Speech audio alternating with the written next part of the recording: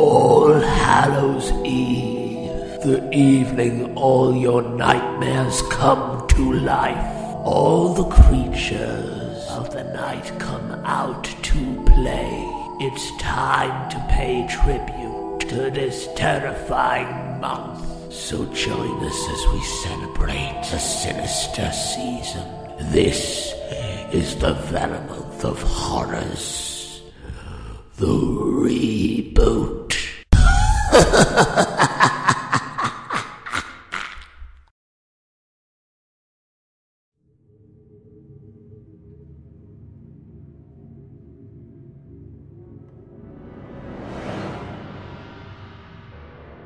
My viewers. From the very beginning, it was my viewers who gave me my power. The cunt! That's what they called me. My reign of bitching online was legendary. About a dozen people watched my ranting.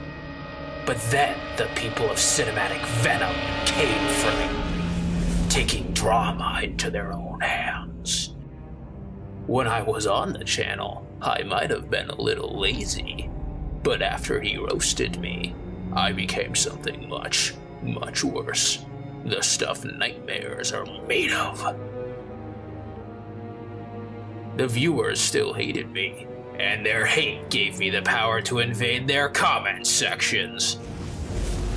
And that's when the fun really began, until they figured out a way to forget about me, to erase me completely. Being kicked off the channel wasn't a problem, but being forgotten, now that's a bitch! I can't get views if I'm not on Rob's channel! I can't get views if he doesn't give me a crossover! I had to search the bowels of Skype, but I found him. I found a way to make him remember. He may get the views, but I'll get the glory.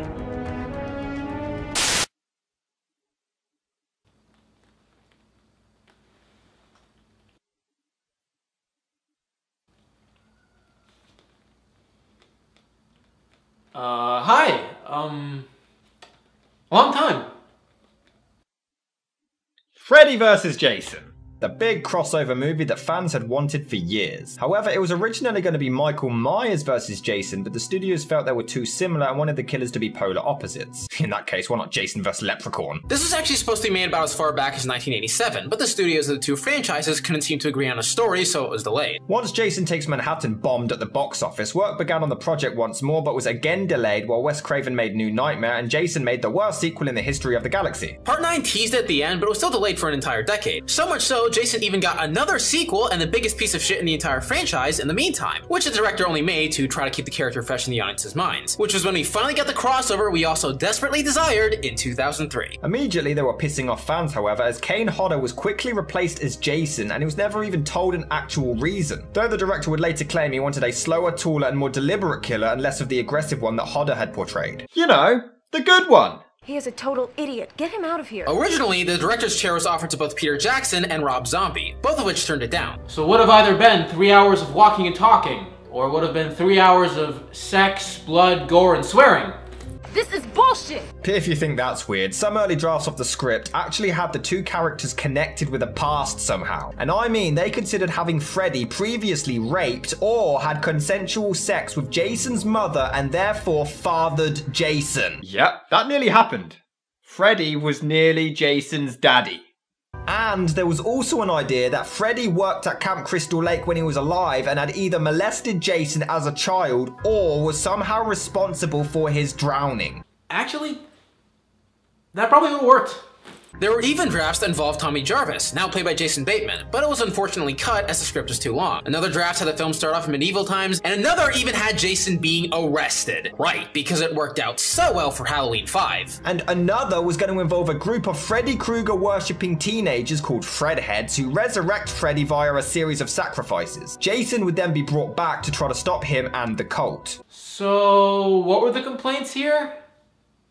That sounds fucking badass! I don't know. One had Freddy piss into the Holy Grail. One had a boxing scene, a hockey scene. Another had Freddy get beamed by a satellite ray into the sun. Another had Freddy collecting 13 dream demons to get his powers. Other script elements that were dropped involved Jason driving a Subaru. Jason going out of his way to help all the main characters. The final fight taking place inside a burning mall. Okay, now where is that movie? Yeah, why did some of these get canned? Freddy killing a girl by turning her into a giant lobster and steaming her. Okay, I know why that one did. And even Freddy summoning the spirits of Charles Manson, Ted Bundy, and John Wayne fucking Gacy to help him fight Jason. It may seem like we're making these up, but we're really not. I have no idea why that wasn't picked up. However, lead star Monica Keena admitted that she found the screenplay absolutely terrible and that she had only signed on for it for the money and to get her name out there. Meanwhile, co-star Catherine Isabel hated working with director Ronnie Yu, who she claimed tried to force her to do nude scenes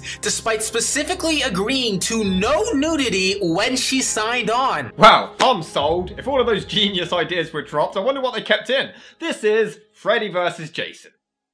So we open with Freddy, played again by Robert Englund, giving a voiceover narration. From the very beginning, it was the children who gave me my power. The Springwood Slasher. The slash bringing hasher. The Springwood Slasher. The sash ringing. The trash singing. Mash flinging. The flash springing. Ringing. The crash dinging. Yes. The Springwood Slasher. He also claims that kids' fear gives him his power, which begs a lot of questions. When they turn 18, can it no longer affect them? What happens if they're dreaming at 11:59 and they're 17 and then midnight hits and it's actually their 18th birthday? We should move on. Yeah. It's only a dream! I can come back if nobody remembers me. Oh yeah, except for all of the times that you did. What do you mean? Well, what about part 1 and 2 when nobody even knew who he was and he still was able to come back? Shut up! Make them remember me. So we immediately cut to tits. Well, it was nice knowing her. Before Jason instantly gets right in the action. And this shot of his entrance is perfection. Too bad he looks like a pussy. What? What are you talking about? He looks fine! Not perfect, but I like most of the aesthetic changes here. His blue skin and tired lazy eye were cool creative choices, and I think that the jacket was a nice addition. He doesn't look as good as Jason from parts 6 through 9, but he's probably my 5th favorite Jason skin. The film was going for a more humane looking Jason, and in that regard, this is a design that fits. But Jason isn't human, and that's my problem. The recasting of Kane Hodder was silly because that's the only time I felt Jason looked scary. We're supposed to buy him and Freddy fighting to the death, but this guy I'd expect to get knocked out in one round by Chucky. Finster. So Jason is visited by his mom, because Betsy Palmer refused after wanting more scenes. With Jason or with her ex-lover Freddy? Never gonna drop that, are you? Not anytime soon. She's instead played by the infinitely more terrifying Hillary Clinton. Well, I guess with all the time she's gonna spend not being president, taking up acting isn't such a bad idea. Well, you know, I've heard of worse things, frankly. So she convinces Jason to go to Elm Street and murder people, and he somehow knows exactly which Elm Street she means. But no, it was Freddy in disguise, because he can do that now. Okay, to this film's credit, those opening titles are fucking badass. So we cut to our characters for the next 2 hours before we meet the only thing scarier, more terrifying, more bone-chilling than Jason Voorhees. White douche bros! In this movie, anything's scarier than Jason Voorhees. He's not my type. Who is? No one's ever gonna live up to the fuzzy memory of your first love, Laurie. Yeah, way to name your main character Laurie and make me wish Michael Myers was in this even more. So Laurie talks to Kelly Rowland here, who literally tries to convince her friend to go and suck some cock. Laurie, come on, give him a chance. I don't like him. You know what? You don't like anybody. For God's sake, Laurie, he's a douchebag. Why won't you screw a douchebag? Babe, you know I don't like to be touched after, okay? I don't have time for this. I have an All Lives Matter convention to attend. Before we see the first death of the film, and it looks like a goddamn cartoon. Well, we're off to a great start. What are you kidding me? That was fucking awesome! It reminds me of the sleeping bag kill in part 7, my favorite kill in the franchise. It was creative, brutal, and did a great job of showcasing Jason's strength and threat level. Right before he was chased by the wily coyote.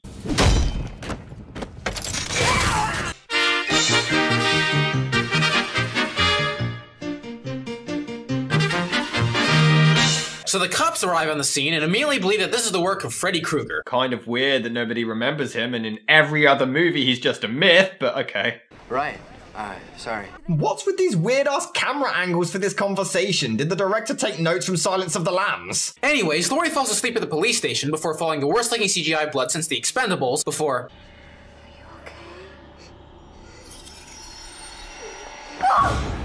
Does Freddy remove kids' eyes now? Because we've never seen that in any of the previous films. Alright, fuck you then. Meanwhile, this dude isn't handling the news very well. My best friend was just killed, Dad. My acting was just killed, Dad! To be fair, he might just be depressed that his dad is Alex Jones. Yeesh. If my dad was Alex Jones, I'd probably become a fuckboy too. How is that possible? It doesn't take long for him to slip into a coma before Freddy shows up. He tries to spook him, but is too weak to cause any real damage. Oh, I remember that other Freddy movie where this happened. Oh wait, it didn't.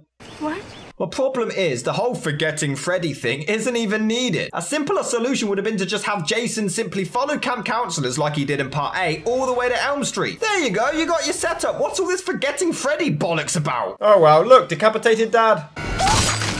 So we cut to a psychiatric ward where we meet even more characters, where we discover that Laurie's dad actually killed her mother. How many subplots do they need? I mean, I'm fine if they actually took the time to develop upon them, but they don't. They just throw about a dozen subplots at you and it's impossible to keep up with any of them or get invested. And let's face it, anyone who went to see Freddy vs. Jason wanted to see Freddy vs. Jason, so all of this is practically pointless. I'm fine if they want to create and develop characters like Alien vs Predator did, but this is just creating a confusing list of subplots that is impossible to follow. Well, maybe they should have made it longer. You know, given more time to develop it a bit more and... No, they did not need to make this longer. But oh well. They steal the keys and escape. So we cut to school the next day where Laurie starts freaking out about some bad dreams she's been having. I didn't get much sleep last night, and when I did sleep, I had the most terrible nightmares. I was getting the shit beaten out of me by Edward Furlong. What? Wow.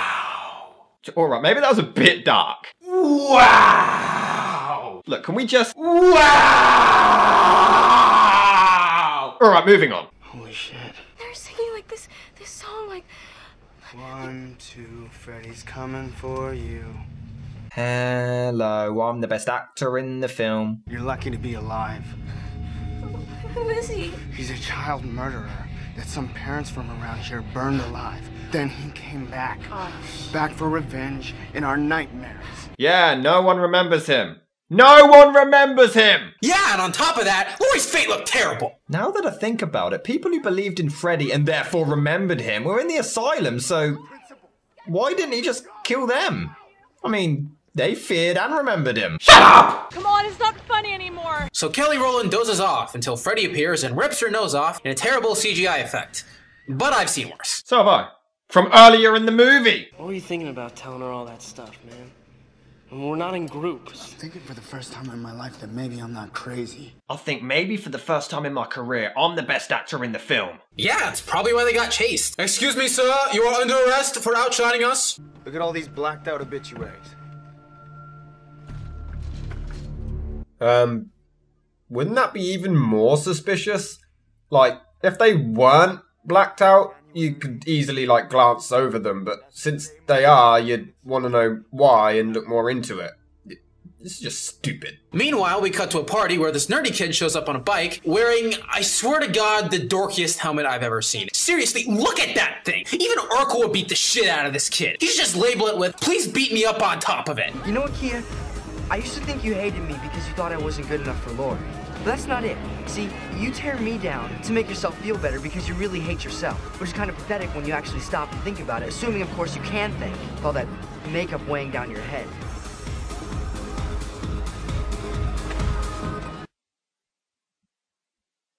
He's my hero. Yeah, he should be the killer. Most badass one here. Pretty sure. Meanwhile, some stoners start talking about the recent deaths, and even they remember Freddy Krueger. I can come back if nobody remembers me. But the thing is, they are so overly excited and enthusiastic about it. Who would be this happy talking about fucking serial killers? Cops said Blake committed suicide. Apparently it was grief over Trey. Nah, man, it's bullshit. I heard some guy Cougar killed them both. Said his name to my parents and almost shit themselves. Yeah, man, and I heard that Freddy Freaky used to live here. Yeah, man, he like fucking slices up corpses and fucks up the ass afterwards. Fucking rad, dude. Before we...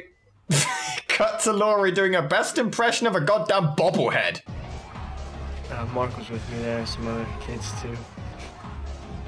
I don't understand. So the party rages on as the aliens from Signs rush past before some drunk chick passes out and begins to dream. Now, I didn't think you could dream whilst drunk because I never have, but apparently you can, so I'll just let this slide.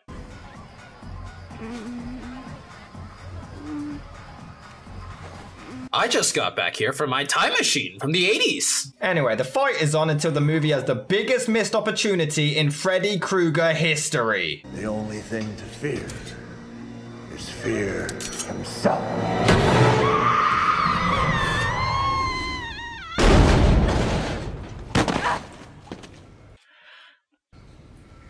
Oh. That was the best they could come up with! Really? This is Freddy Krueger, king of the one-liners! Well, it could have been worse. But as she's dreaming, that rocker guy starts molesting her corpse. What the fuck? What the fuck is this doing in a Freddy vs. Jason movies? Ew! And just when you think it can't possibly get any more disturbing, Jason ends up killing them both. Yeah, it's a cool effect, Freddy seeing in Dreamland and the guy deserves to die, but it's just really bad, sick, uncomfortable taste to murder a girl who was already being sexually assaulted. So Jason continues being a cartoon character spinning someone's head around 180 degrees.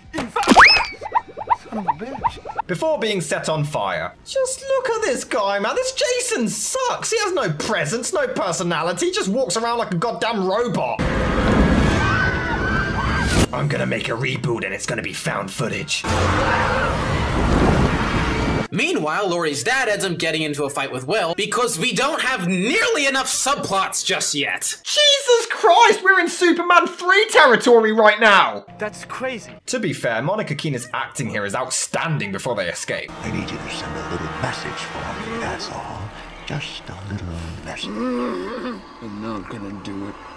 I won't do it! If you don't do it, I'll do a shitty remake. No! No, he's gone! Okay, Rob, it's okay. He's gone! Okay, but there's still... The movie's ruined! The movie's ruined! I just... This kill is actually... This kill is actually... This kill is actually... This kill is actually... Just give me a minute. Just give me a minute. This kill is actually brutal. Like, Jesus Christ. No outsiders, Stubbs. We can handle this. We've stopped them before. Okay, I'm a little lost here. Stopped who before? We don't say his name out loud. Voldemort. Voldemort. So they educate the new guy on the history of Jason, which is kind of weird since they deny his existence in all the other films. I've seen what he can do. He's the real Jason. That's impossible, Linderman. Jason is dead. Oh, but they still deny it. I don't know, maybe what we need to do is to offer Freddy a sacrifice. Yeah, totally. Like a virgin, right? Someone pure. Go on, Will. Take one for the team. Anyway, so Freddy disguises himself as Laurie's dad to make out with her. And also, why is Kelly Rowland's character such a bitch in this? She talks to the nerd like shit. She tries to pressure Laurie to suck a douchebag's dick. She talks to Will like shit. Fuck her, man. They never told us what it was for, but everyone there was taking it. Hypnosil. If we take this, we can make a movie worse than Freddy's Dead. So they come across the last people who tried to watch the original two Friday the 13th films before we see a Freddy worm? Okay, this is hilarious. You mispronounced stupid. Freddy literally gets stoned with him. This is just weird. It's like a deleted scene from Bill and Ted 2, except Bill and Ted 2 is funny. Damn right! Anyway, the coma patients suddenly wake up. This is creepy as hell, but would you really think this is from a Jason and Freddy film? It looks more like a ghost flick. And again, why are their eyes gone? Why does Freddy keep stealing eyeballs, not telling us? Anyway, the worm attacks the stoner with some of the worst special effects in horror movie history until Jason gets a surprising shock.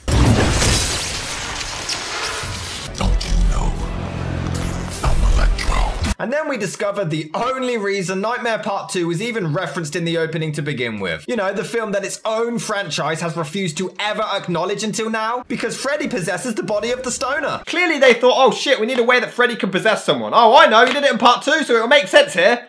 No, it still makes no sense. Okay, why do you have such a big deal with Freddy possessing bodies? Doesn't seem like that big of a deal to me. Because it's not Freddy's thing. Look, man, look. You gotta understand, possessing bodies isn't a Freddy thing to do. You see, with Freddy, he's known for just killing people in their dreams, where possessing, well, that's more like the devil's. Yeah, but he possessed him in part 2. Well, you see, part 2 sucked. He kills in dreams, that's enough. There's no need to give him this stupid extra bullshit. So anyway, he tranquilizes Jason. I have no idea why tranquilizers work on Jason, but alright. And then we finally get it. 64 minutes in and we are in for a treat. This is Freddy versus Jason.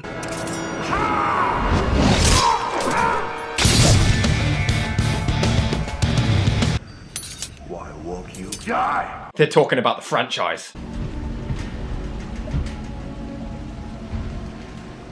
I should have come back disguised as Bobby Boucher.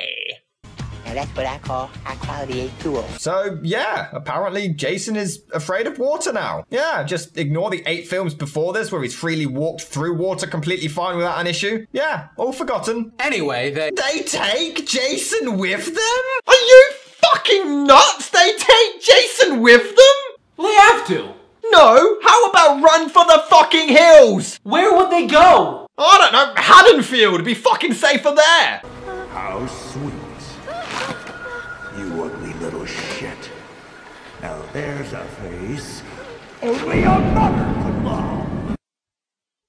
You know, I have to admit, in this film, Freddy's a lot more savage. Completely makes up for the comedy bullshit in the last couple films. Anyway, Laurie decides to enter Jason's dream to bring Freddy out. How she's going to enter somebody else's dream, I have no fucking clue. But the real question is how she's able to witness Jason's death. How does this work? This makes no sense. Aren't you gonna help the kid?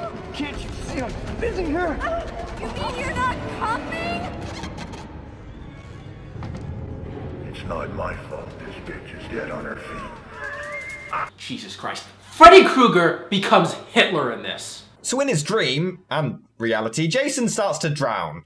Even though he can't drown, but they still say that they need him alive. Why? Well, to kill Freddy. Okay, and then what are they gonna do? What? Surely you've got more of a chance to fight Freddy. He's in Dreamworld, Jason's in reality. Once Jason kills Freddy, then what are you gonna do? I don't know, go to Haddonfield. It's fucking safer there. Give him mouth to mouth or something. Why are you? No, I'm not gonna do that, no. Okay, look, I would do it myself, but I've had asthma since I was 6, okay? I don't have the lung power. I would make out with Jason Voorhees, but I have asthma. Anyway, Jason wakes up, causing a car crash. What a fucking shocker. And Jason goes flying. This looks hilarious. What is these people's fascination with making Jason go airborne? Anyway, they get to Camp Crystal Lake, where Freddy suddenly changes makeup for some reason, but actually looks a lot more frightening. Before we get a completely unnecessary plot twist that Freddy actually killed Laurie's mom by possessing her dad or something. Okay, what the hell is this? He acted like a fucking serial killer the whole movie. Listen to me. You're upset. We both are. No, I think what you need now more than anything is to get some rest. Why don't I give you some pills and that'll help you sleep, and then we'll talk about it in the morning. So why did you even need it to be Freddy? At least Freddy didn't molest Jason or fuck his mum. Will you let that go? Nope. I should warn you, princess. The first time tends to get a little messy. Man, Freddy's gross. So just when Freddy's about to kill Laurie, he's soon hit with a harsh slap of reality.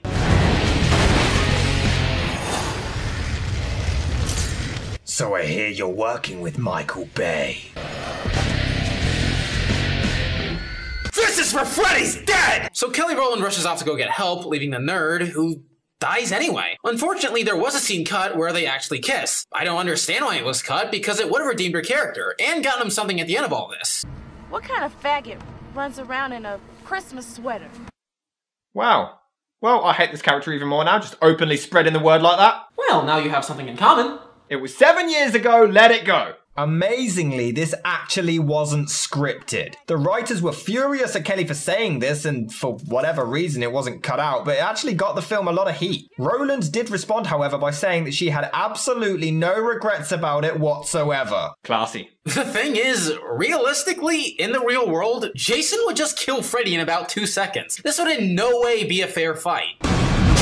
Okay, but who cares? That was fucking awesome. The soundtrack really complements the fighting well also, until we get the best delivery of the entire film. You got what you wanted, you pulled Freddy out, now he's fighting Jason, come on, what more do you want? He killed my mother, Will. It was Freddy. My dad covered it up to protect me. He didn't do it. Look, he has taken everything from us. He has ruined both of our pasts. And I am not leaving until I see him die. We ain't topping that. No way.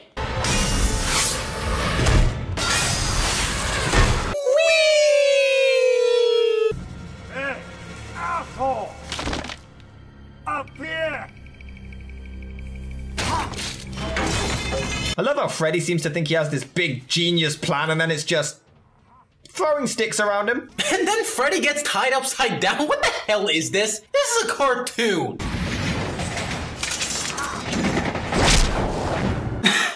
That may be the most ridiculously awesome thing I've ever seen. Agreed.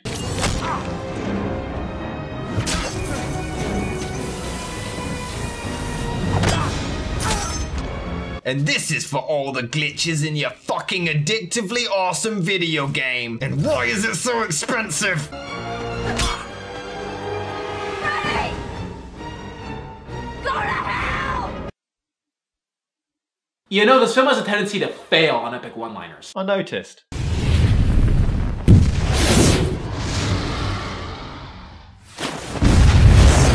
Jesus, did Freddy let Michael Bay in early? I will make one more film! Welcome to my world, bitch!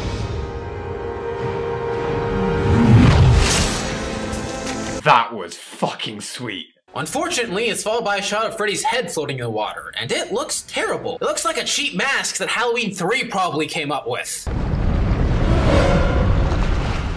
Hey, we're not supposed to be afraid of water. Why does he wink at the camera? This really is a cartoon. Well, it's better than the other ending ideas they had. One of which had Will turning into Freddy to kill Laurie, or Pinhead showing up, or even Freddy and Jason fighting in a fucking Coliseum in hell for eternity? No, really, they were the original endings. And that was Freddy vs. Jason. Was it as good as we hoped? Yeah. Meh.